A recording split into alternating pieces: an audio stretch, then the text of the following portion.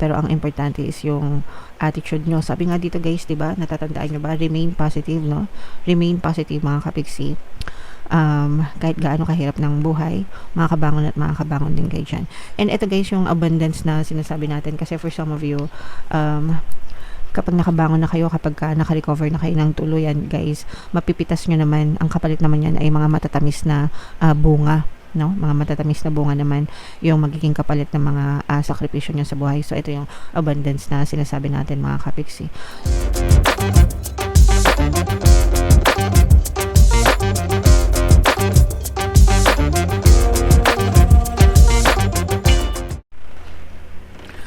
Hello guys, hello Scorpio, welcome back to Pinay Pixie Tarot. Ang pamagat ng episode natin for tonight is monthly taroscope para ngayong March para sa Scorpio, Sun, Moon, Rising sign and Venus. Unahin natin tong deck na to guys. Ito yung mga angel messages para sa inyo. Wow, grabe. First message pa lang guys, abundance agad, no? So abundance, kasaganaan, pagpapala mga kapiksi, imay-may nyo na agad to guys sa comment section. Talagang mananagana kayo ngayong buwan ng Marso. Kailangan ilagay nyo yung sarili nyo sa receptive state mga kapiksi. Pag sinabing receptive state, ready to receive, no? Ready to receive sa lahat ng mga pagpapala, sa lahat ng mga biyaya guys. And para mailagay nyo guys yung sarili nyo sa receptive state, always kayong magpasalamat guys. The more na nagpapasalamat kayo, the more na mas maraming blessings yung maaaring dumating sa buhay nyo mga kapiksi. Okay? So always be grateful guys for all the blessings mga kapiksi. So yan yung first message sa inyo. Another message guys. Meditation brings answers. Ito'y paalala guys sa mga kapiksi natin na naguguluhan. Kung naguguluhan kayo sa buhay nyo, may mga gumagambala sa isip nyo mga kapiksi, no? Subukan nyo mag-meditate, magdasal, mag-meditate guys, para kapag nagme-meditate kasi kayo guys, kumakalma yung isip nyo, nagsusubside yung momentum of thoughts, no? Kumakalma yung isip, and kapag kalmado yung isip, mas nakakapag-isip ng maayos doon na minsan nakakaisip ng mga solusyon, nakakaisip ng mga tamang bagay na dapat gawin ng naayon sa inyong sitwasyon guys. Okay? So, kung di kayo marunong mag-meditate guys, meron tayong Tagalog guided meditation dito rin sa channel natin para mawala ang stress and anxiety. So, hanapin nyo lang yung video na yun. Nandun lang sa homepage natin. Pwede nyo pakinggan yan, makakatulong sa inyo guys. Okay? Another message for you, Scorpio. Remain positive guys, no? Panatilihin ang pagiging positibo mga kapiksi. Ito guys, ito palagi yung sinasabi ko sa iyo. Ito yung rule ko sa buhay guys, no? Yung first rule is maging positive. Yung pangalawang rule ko is maging consistent sa pagiging positive. So ever since guys, no, na nag-shift tayo into positive energy, positive state guys, no, talagang yung pamumuhay natin is sobrang nagbago na, sobrang layo na guys, nang sabihin natin, narating natin from before to ngayon guys. Kaya ako nag-share ng mga affirmations, ng mga positive thoughts sa inyo guys, para matauhan din yung iba sa inyo, kasi yung iba sa inyo guys talagang super nega, palaging mahilig magreklamo sa buhay, ganyan. So you might want to change those para magbago din yung buhay nyo guys, and manatiling positibo, no? Mahirap magpaka-positive guys, lalo na kapag negative yung nangyayari sa buhay nyo, pero mahirap din maging negative, no? So at least pag nagpaka-positive ka ngayon, pwede kang maka-experience ng positive results. Pero kapag palagi kang negative all throughout, negative na rin yung result niyan guys. Okay? Alright, so remain positive guys. So, yan yung mga messages sa inyo. Ito guys, i-main nyo na to.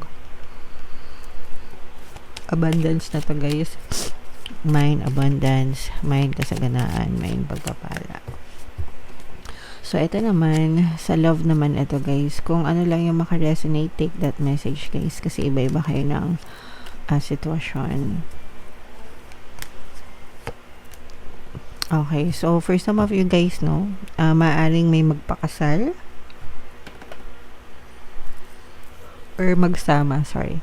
Wedding is on the cards, guys, no, sa inyo. So, maaaring may magpakasal sa inyo, kaya naman magsama bilang mag-asawa or magsama bilang couple, guys, no. So, ibig sabihin, nagle-level up yung relationship nyo, ay nagsisimula kayo ng bagong journey bilang mag-asawa, mga kapiksi. Okay?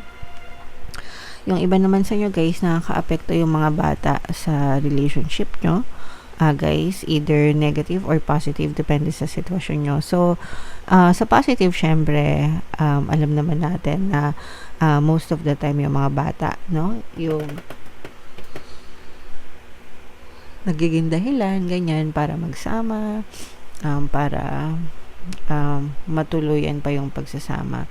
Meron namang ibang cases na mga bata yung nagiging dahilan para maghiwalay. Mostly to guys, kapag single mom or single dad, tapos merong anak, no,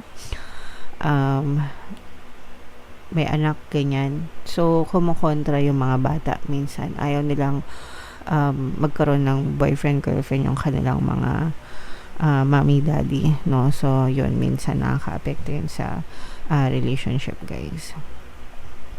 And ito naman ay soulmate, mga kapiksi. This will mostly resonate sa mga kapiksi nating single, no. If you are looking for a relationship guys, maaaring yung ibigay sa'yo ni Lord is yung soulmate mo na. Okay?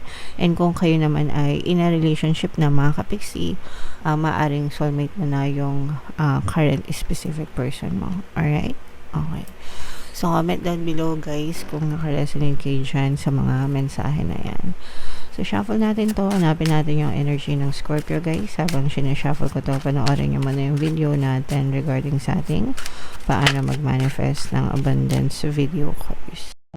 Kapiksi, sawa ka na ba sa mga struggles at hirap sa buhay mo? Masipag ka ba at masikap sa buhay ngunit hindi ka pa rin umaasenso? Ilang beses ka na bang nag-attempt mag-negosyo at mag-invest pero palagi ka pa rin nalulugi? Sa pagkakataon na ito ay maaaring may subconscious beliefs ka na nagiging balakid sa iyong pag-unlad at pagyaman. Introducing, paano mag-manifest ng abundance video course. Dito ay matututunan mong ma-overcome ang mga balakid mo para tuluyan ka ng umunlad, umasenso, sumagana, maging matagumpay, successful at maswerte sa iyong kabuhayan, pera, trabaho, negosyo, salapi at kaperahan ng bonggang-bongga.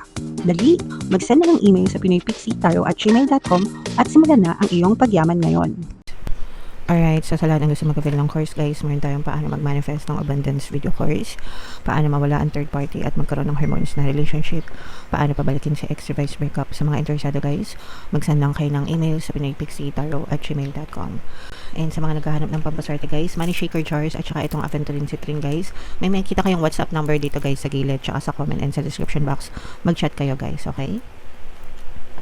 Alright, so Scorpio, kayo ay represent ng King of Cups. Meron din dito ang presence ng fire sign, Aries, Leo, Sagittarius. For some of you, maaaring may fire element kayo sa inyong natal chart guys, or you may be dealing with other signs na may ganyan sa kanilang natal chart. Ito guys, ito yung endings and new beginnings, mga kapiksi. Ibig sabihin guys, may mga magtatapos na chapter sa buhay nyo, yung mga paghihirap nyo, yung mga pagsubok nyo, yung mga challenges nyo guys. It's soon coming to an end, mga kapiksi, and magsisimula yung pagbangon nyo, pag-recover nyo, guys, no? So, magsisimula kayong makabawi sa mga hamon ng buhay. Kung kayo ay nagkaroon ng mga problema, matatapos na yan, and unti-unti nyo nang marirebuild, no? Marirebuild, maayos ulit yung inyong pamumuhay, mga kapiksi. Alright? So, wag kayong mawala ng pag-asa, mga kapiksi. Yun naman mga problema ay normal yun, guys, no? Bahagi yun ng ating buhay, mga kapiksi. Ang importante is sinusubukan talaga nating tumayo guys, every time na nadadapa tayo, every time na nagkakaroon tayo ng mga problema. So don't give up on yourself, guys. Actually, mas maganda yung naging epekto nito sa inyo, yung mga problema nyo, guys, dahil dun sa mga problema nyo, mas lalo kayong lumakas, mas lalong kayo nagkaroon ng lakas ng loob, ganyan. Mas lalong tumibay yung inyong kalooban, tumapang, tumibay, ganyan. So, ganun talaga yung nakaka-experience ng mga problema, mga kapiksi, mas lalong nagiging palaban sa buhay, guys. Okay? Alright. So, i-main nyo na yan, mga pagbangon na yan, mga kapiksi. Ito, guys, no, may mga mamamanifest kayo, and itong mamamanifest nyo, guys, is ganda ng pamumuhay. Sabi ko nga sa inyo, guys, no, makaka-recover kayo, makakabangon kayo. And kapag naka-recover kayo, guys, pag-unlad yung kapalit, no, kumbaga parang this time uunlad na kayo, this time may chance na umasenso kayo, this time may chance na umangat yung inyong pamumuhay than before, no, mga kapiksi. So doon nakafocus yung energy nyo. Siguro nga kasi, guys, dahil nga nagkaroon kayo ng problema, di ba, nagkaroon kayo ng challenge, so nandun talaga yung kumbaga sariwa pa sa inyo na gagawin nyo ang lahat, no, para talagang hindi na kayo mamroblema ulit. Gagawin nyo ang lahat para hindi na kayo, para makabangon talaga kayo, guys. Okay? For some of you, guys, maaaring may mag-aral, yung iba sa inyo parang iniisip nyo na mag-aral, pwedeng special skills, guys, no. Pero you're trying to invest sa mga skills nyo, sa mga kaalaman nyo, which is maganda kasi magagamit mo yan sa pagpapaunlad ng buhay mo, kapiksi. Alright? Okay, so what else, guys? Tingnan pa natin. Ayan, no, ang dami nyong tinik sa dibdib, mga kapiksi, pero magiging sulit. Sabi ko nga sa inyo, guys, magiging sulit yung mga sakripisyo nyo. Unti-unting pag-angat ito, guys, no. So, wag susuko, guys, no. Wag susuko.